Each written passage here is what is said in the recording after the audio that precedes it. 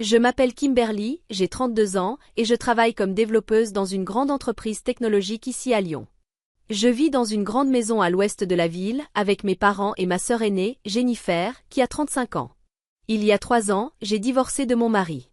Il m'a versé une importante somme d'argent, suffisamment pour que je puisse acheter cette maison sans emprunt. J'ai pensé que ce serait une bonne idée de réunir toute la famille, leur offrir un endroit confortable où vivre.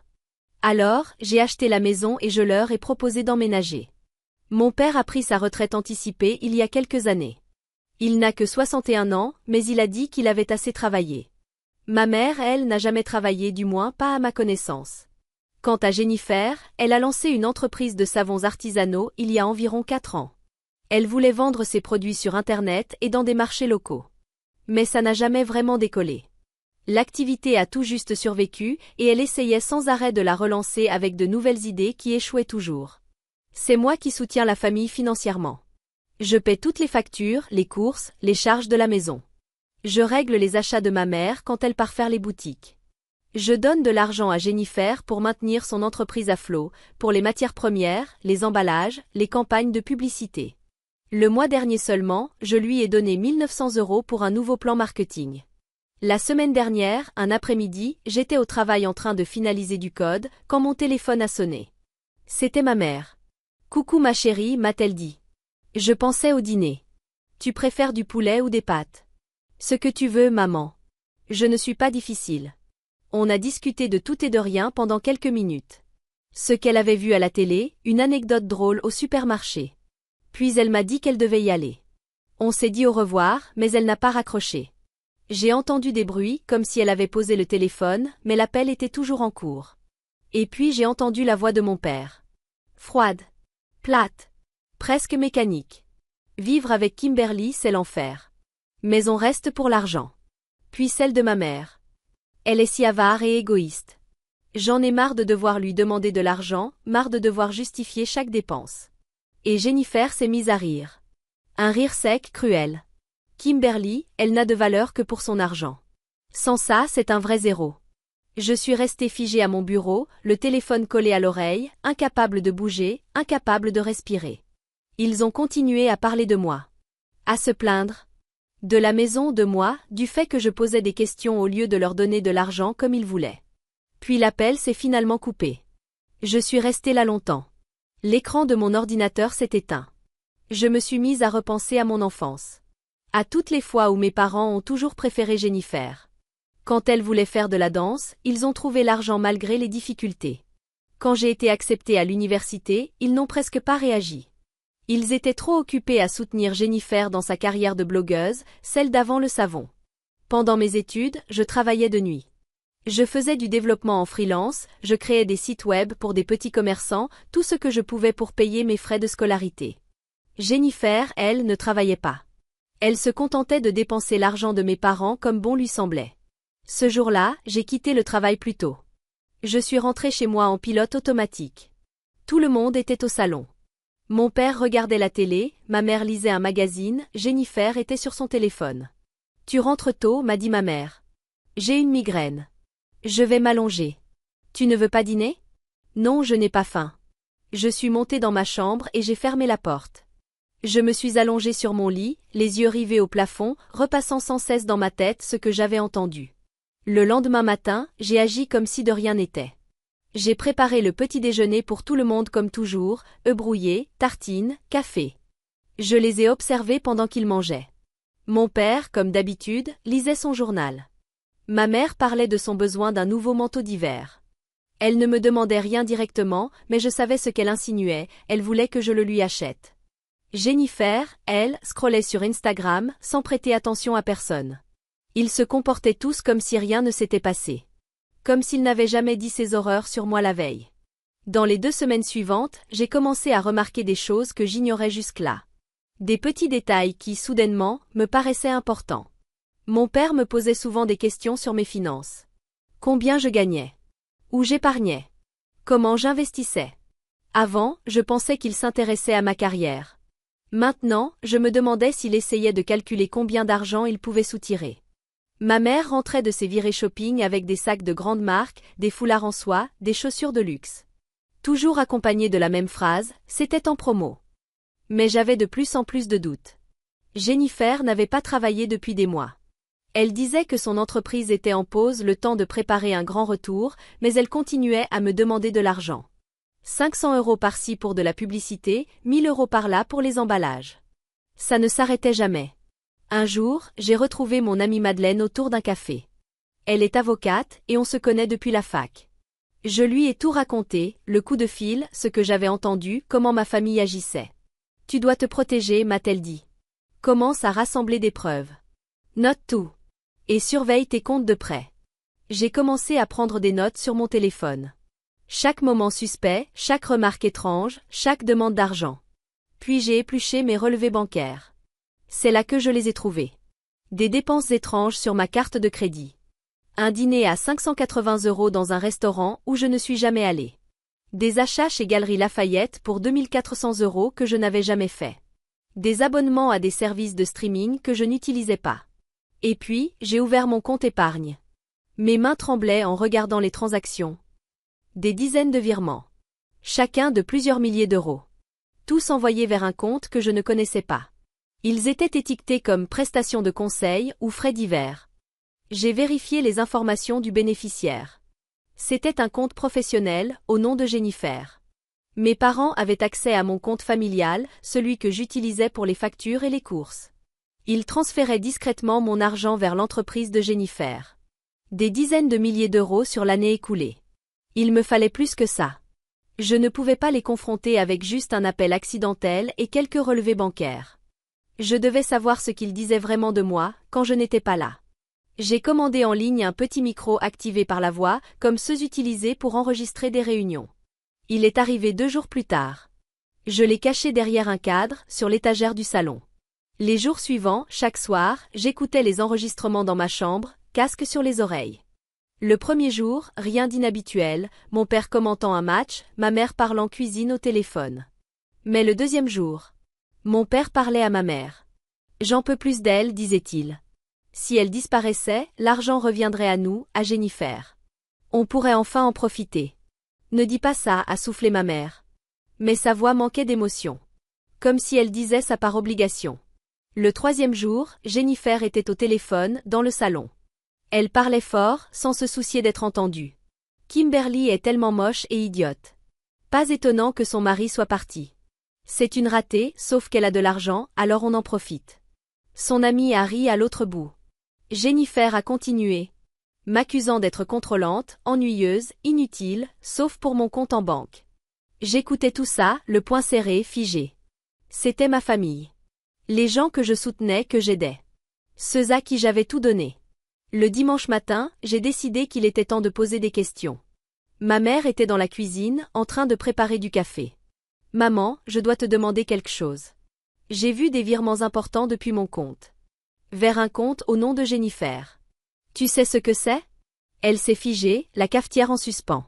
Puis elle s'est tournée vers moi, affichant un sourire rapide. Oh, ce sont des cadeaux pour Jennifer pour relancer son activité. Tu sais comme elle travaille dur. Des cadeaux? On parle de milliers d'euros. Sans m'en parler? On est une famille. Je ne pensais pas que ça te dérangerait. Tu ne pensais pas que prendre mon argent sans autorisation poserait problème? Elle a ri nerveusement. Tu dramatises. On est une famille. Ce qui est à toi est à nous. Je n'ai rien dit d'autre. J'ai juste tourné les talons. Le lundi, à la pause déjeuner, je suis allée à ma banque. J'ai ouvert un nouveau compte épargne à mon seul nom. Sans cotitulaire. Sans accès partagé. Puis j'y ai transféré tout ce qui restait sur le compte commun. Un montant à 6 chiffres. Ce qu'il me restait après qu'ils aient vidé mes finances. J'ai aussi changé tous mes mots de passe, compte courant, placement, tout. Et j'ai demandé que mes parents soient retirés de tous les accès bancaires. Ce soir-là, en rentrant à la maison, le dîner était presque prêt. Ma mère avait fait un rôti. Tout le monde s'installait à table comme si de rien n'était. Je me suis assise. J'ai attendu que chacun ait rempli son assiette. Puis j'ai parlé. J'ai entendu votre conversation la semaine dernière. Quand maman a oublié de raccrocher. J'ai entendu ce que vous pensez vraiment de moi. Silence absolu. La fourchette de mon père est restée suspendue en l'air. Le sourire figé de ma mère s'est effacé. Le téléphone de Jennifer est tombé sur ses genoux. Personne n'a rien dit pendant quelques secondes. Kimberly, ma chérie, a commencé ma mère. C'était juste des paroles. On ne le pensait pas. On se défoulait, c'est tout. Se défouler? J'ai sorti mon téléphone. Alors écoutez ça. J'ai lancé les enregistrements du micro caché. Les voix ont rempli la pièce. Mon père souhaitant que je disparaisse. Ma mère se plaignant de moi. Jennifer me traitant d'idiote et de laide. Je les ai regardés. Ma mère a blêmi. La mâchoire de mon père s'est crispée. Jennifer fixait son assiette. Et ce n'est pas tout, ai-je dit. J'ai posé mon téléphone sur la table. Je sais aussi pour les virements à Jennifer. Des dizaines de milliers d'euros pris sur mon compte. Sans mon accord. On pensait que tu voulais aider la famille, a dit mon père, la voix dure. Pour nous, c'était de l'argent partagé, a ajouté ma mère. J'ai repris mon téléphone. Et j'ai joué la conversation de Jennifer avec son amie. Quand elle m'appelait une radine maniaque qui garde tout l'argent pour elle. Je veux que vous partiez tous de ma maison demain, ai-je dit. Ma mère s'est mise à pleurer. Jennifer s'est levée brusquement. Tu plaisantes, j'espère. Je suis très sérieuse. Mon père s'est penché en avant. Allons, soyons raisonnables. On s'est emporté. On peut en parler. Trouver une solution. On peut faire une thérapie de famille, sanglotait ma mère. On peut réparer tout ça. Tu peux payer. Non. Je veux que vous soyez partis demain. Jennifer hurlait encore. Ma mère pleurait de plus belle. Mon père tentait de négocier. Je me suis levée et j'ai quitté la pièce. Je suis allée dans ma chambre, j'ai fermé la porte à clé. Et je ne suis plus ressortie de la nuit. Le lendemain matin, quand je me suis réveillée, la maison était silencieuse. Je suis descendue. Toutes leurs affaires avaient disparu. Ils étaient partis à l'aube. Sans un mot. Je me suis déplacée dans la maison vide. La chambre d'amis où mes parents logeaient était vide. La chambre de Jennifer, complètement nettoyée. Le salon paraissait étrange, sans les journaux de mon père ni les magazines de ma mère qui traînaient partout. Mon téléphone a vibré. Des messages. De tous. Des excuses. Des demandes de discussion. Des promesses de tout arranger. Je les ai tous supprimés sans répondre. Puis j'ai appelé Madeleine. C'est fait. Ils sont partis. Bien. Viens à mon cabinet cet après-midi. Il faut s'assurer qu'ils ne puissent plus toucher à tes comptes ni à tes biens. Elle m'a aidé à rédiger des lettres officielles pour bloquer tout accès non autorisé à mes finances. Elle a tout blindé, plus aucune possibilité pour eux de revendiquer quoi que ce soit. Mais Jennifer a posté quelque chose sur Instagram. Une amie en commun m'a envoyé la capture. Un long texte où elle me décrivait comme un monstre égoïste et avare qui les avait mis à la rue, sans aucun moyen de se débrouiller. J'aurais pu répondre. J'aurais pu publier ma version, preuve à l'appui. Mais je ne l'ai pas fait. Je l'ai laissé. Silencieux. Les premières semaines après leur départ ont été étranges. La maison semblait trop grande. Trop silencieuse. Je me levais, je faisais du café, juste pour moi. Je rentrais du travail et il n'y avait personne. Mais ce n'était pas désagréable. C'était paisible. Personne pour me demander de l'argent. Personne pour faire des remarques mesquines.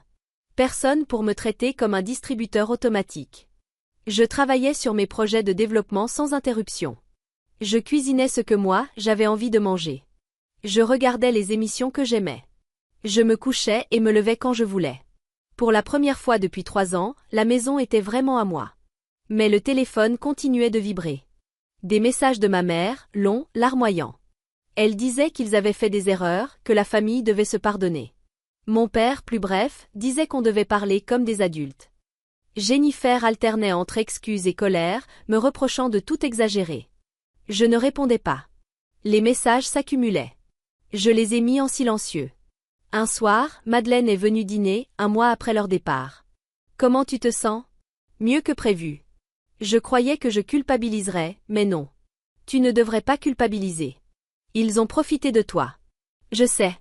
J'aurais juste aimé m'en rendre compte plus tôt. Tu l'as compris maintenant. C'est ce qui compte. On a parlé d'autre chose. Du boulot, des amis, de ses projets de vacances. C'était agréable de discuter, sans aucun drame familial. Après son départ, j'ai marché dans la maison. C'était une belle maison. Mais elle était pleine de mauvais souvenirs. Chaque pièce évoquait quelque chose. Mon père râlant dans le salon sur la politique. Ma mère insistant à demi-mot pour que je lui achète encore ceci ou cela. Jennifer dans sa chambre, réclamant toujours plus d'argent pour son entreprise. Je ne voulais plus vivre là. La semaine suivante, j'ai appelé une agence immobilière.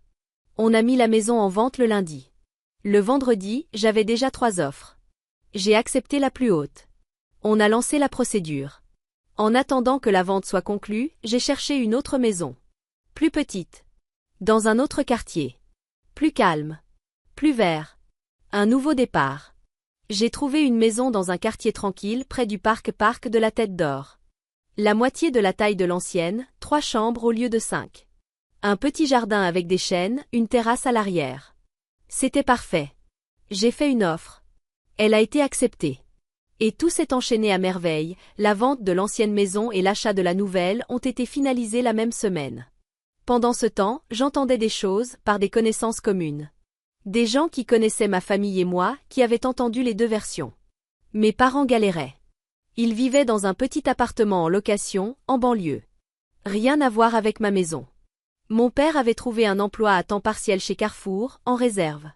Il déchargeait les camions, remplissait les rayons. Ma mère revendait ses vêtements de luxe sur le Bon Coin. Tous ces sacs et foulards en soie achetés avec mon argent partaient pour payer les factures. Leur vie confortable s'était effondrée. Ils découvraient ce que ça faisait, de vraiment travailler pour gagner sa vie. Jennifer, c'était encore pire. Son post Instagram contre moi s'était retourné contre elle. Dans les commentaires, des gens remettaient en question sa version. Ses abonnés la trouvaient arrogante, ingrate. Puis, son dernier sponsor l'a lâchée. La petite marque de savon qui soutenait ses publications ne voulait plus être mêlée à des histoires de famille étalées en public. Sans cette collaboration, ce qui restait de son activité s'est effondré. Ses réseaux sociaux sont devenus silencieux. Plus de publications sur ses savons. Plus rien du tout. Son entreprise était morte. J'ai appris tout cela par Sarah, une amie commune à Jennifer et moi. Elle m'a appelé un soir. Je pensais que tu devrais savoir. Jennifer ne va pas bien. Elle est barista maintenant. Elle déteste ça. Elle répète que la vie est injuste. Elle a fait ses choix. Je sais. Je voulais juste te prévenir. Mes parents? Ils galèrent aussi. Ton père a l'air épuisé. Ils sont adultes. Qu'ils se débrouillent. Sarah est restée silencieuse un instant. Tu es vraiment prête à couper les ponts avec eux, pas vrai? Complètement. 4 mois après les avoir mis dehors, j'ai emménagé dans ma nouvelle maison. Un samedi matin, début d'automne. Le temps était parfait, frais et lumineux. Les déménageurs ont apporté mes meubles. J'avais donné ou vendu beaucoup de choses. Je n'avais gardé que ce que je voulais vraiment. Mais la maison ne semblait pas vide. Elle semblait juste à ma taille. Gérée. Paisible. Mienne. J'ai passé le week-end à déballer mes affaires, à tout organiser. J'ai installé mon bureau dans la chambre d'amis. J'ai accroché des tableaux que j'avais choisis moi-même. J'ai acheté des plantes pour le salon. Le dimanche soir, je me suis assise sur la terrasse, un verre de vin à la main, regardant les chênes dans mon jardin. Le soleil se couchait. Les oiseaux chantaient. C'était ma vie maintenant. Ma maison. Mes règles. Mes décisions. Plus personne pour me réclamer de l'argent. Plus personne pour parler de moi dans mon dos. Plus personne pour me traiter comme un simple porte-monnaie. 6 mois plus tard, j'avais trouvé une routine qui me plaisait. Je me réveillais naturellement, sans les bruits dans la cuisine. Je travaillais sur des projets qui m'enthousiasmaient. Mes soirées m'appartenaient. Au travail, tout allait bien. Mon patron m'a dit qu'il me trouvait plus concentré, plus posé. Il avait raison. Je ne passais plus mes journées à scruter mon téléphone, craignant une nouvelle demande d'argent. Je n'étais plus stressée par leurs caprices. J'ai été promue développeuse senior et mise à la tête d'un gros projet. Un défi stimulant, le genre qui me donnait envie de m'installer à mon bureau le matin. Je développais un nouveau système de gestion de données avec une équipe de développeurs que j'aimais vraiment. L'argent de la vente de mon ancienne maison était désormais investi. Je ne le dépensais plus pour les envies des autres, mais pour mon avenir. Peut-être une meilleure voiture. Peut-être un vrai voyage dans un endroit que j'ai toujours rêvé de voir. Ou simplement, la sécurité de savoir que cet argent est là. Le quartier était parfait. Des rues calmes bordées de vieux arbres. Des voisins qui saluaient, sans poser de questions. À 2 rues, un petit café où j'aimais aller lire le week-end. J'y ai rencontré Claire, une voisine, enseignante de mon âge, divorcée elle aussi. On dînait ensemble parfois. Ou on regardait un film. Ou on discutait sur la terrasse. C'était agréable d'avoir une amie proche qui ne savait rien de mes histoires de famille. Pour elle, j'étais juste Kimberly, la développeuse qui aimait la randonnée et la télé-réalité pourrie. J'avais encore des nouvelles de ma famille parfois. Même sans les chercher.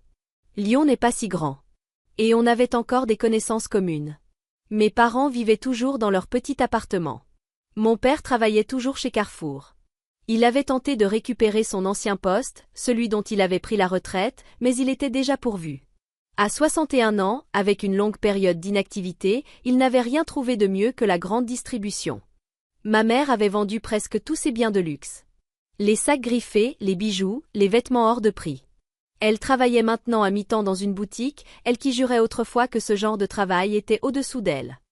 Jennifer, elle, était toujours barista. Son compte Instagram était toujours silencieux. Son entreprise de savon, complètement morte. Un jour, par curiosité, j'ai vérifié. Le site web n'existait plus. Les réseaux sociaux à l'abandon. Sarah, encore elle, m'a appelé. Je pensais que tu devrais savoir. Jennifer est en galère. Elle a tenté de demander de l'argent à des amis communs, prétextant une situation urgente. Mais la plupart ont refusé. Ils avaient vu son post sur Instagram. Et ils connaissaient l'autre version. Ils savaient ce qu'elle m'avait fait. Quand j'ai entendu ça, je n'ai rien ressenti. Pas de satisfaction. Pas de tristesse. Pas de culpabilité. Juste une sorte de constat neutre. Ils vivent leur vie. Moi, je vis la mienne. Mon téléphone ne vibrait plus. Plus de messages. Ils avaient fini par arrêter d'essayer. Jusqu'à un samedi après-midi. J'étais au supermarché. Je choisissais des tomates. Et j'ai vu ma mère. Elle était là aussi. Elle m'a vu exactement au même moment. Nos regards se sont croisés. Pendant un instant, j'ai cru qu'elle allait venir me parler. Mais non. Elle a baissé les yeux et s'est dirigée vers un autre rayon. J'ai terminé mes courses et suis sortie. Mes mains tremblaient un peu en rangeant les sacs dans le coffre. Mais c'est tout. Pas de scène. Pas de confrontation. Juste deux inconnus dans un supermarché. En rentrant, j'ai préparé le dîner. Je me suis installée sur la terrasse. Les chênes étaient pleins de feuilles. Le printemps touchait à sa fin. Tout était vert. Plein de vie. J'ai repensé à ma vie d'avant. Travailler sans relâche pour 4 personnes, tout payer pendant qu'ils se plaignaient. M'entendre traiter d'égoïste dans mon dos. Découvrir qu'il m'avait volé des milliers d'euros. Puis j'ai pensé à ma vie maintenant. Je travaille sur ce qui me passionne. J'économise pour moi. Je vis dans une maison que j'aime. Sans personne pour me réclamer quoi que ce soit.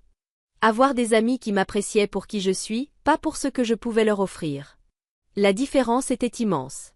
J'avais perdu ma famille. Mais j'avais retrouvé ma vie. Et c'est un échange que je referais sans la moindre hésitation. Mon téléphone a vibré. Un message de Claire. Tu veux venir dîner? J'ai fait des tacos et j'en ai beaucoup trop. J'ai répondu oui, puis je suis rentrée me changer. C'était ça ma vie maintenant. Des projets simples avec des amis sincères. Un travail que j'aimais et dans lequel j'étais compétente. Une maison vraiment à moi. La liberté. Loin de ceux qui me prenaient pour un distributeur de billets. Je ne savais pas ce que mes parents et Jennifer faisaient ce soir-là. Et je m'en fichais. Ce n'était plus mon problème. J'avais passé des années à essayer d'être une bonne fille, une bonne sœur. Je leur avais tout donné et ça n'avait jamais suffi. Ils voulaient plus d'argent, plus d'attention, plus de moi, jusqu'à ce qu'il ne reste plus rien. Aujourd'hui, je ne leur donne plus rien. Et j'ai tout gagné. Mon temps. Mon argent. Ma tranquillité d'esprit. Tout ça m'appartient. J'ai pris mes clés et je suis sortie pour aller chez Claire. On allait manger des tacos, sûrement regarder un film complètement nul, rire de tout et de rien. Des choses simples. Des moments normaux. Des amitiés sans drame, sans exigence, sans pression. En marchant dans la rue, dans la douceur du soir, j'ai réalisé que j'étais heureuse. Vraiment. Sincèrement. Pas ce faux bonheur qu'on affiche pour faire croire que tout va bien pendant que la famille vous saigne à blanc. Pas ce bonheur temporaire qu'on achète à coups de cadeaux, en espérant qu'il nous apprécie enfin. Non. Un vrai bonheur. Celui qui vient quand on vit authentiquement, selon ses propres règles. Libre de toute personne toxique.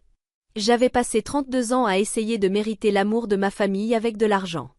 Mais j'ai fini par comprendre, le vrai amour ne se monnaie pas. Et ceux qui ne m'aimaient que pour mon compte en banque, n'avaient pas leur place dans ma vie. Il a fallu les perdre pour que je me retrouve. Mais je me suis retrouvée. Et je ne ferai jamais marche arrière. J'ai frappé à la porte de Claire. Quand elle a ouvert, je souriais. Un vrai sourire. Le genre qui vient quand on est exactement là où on veut être, entouré de gens qui tiennent vraiment à vous. Entre, m'a-t-elle dit.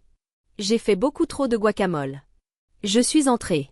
Dans ma nouvelle vie. Et j'ai refermé la porte sur l'ancienne.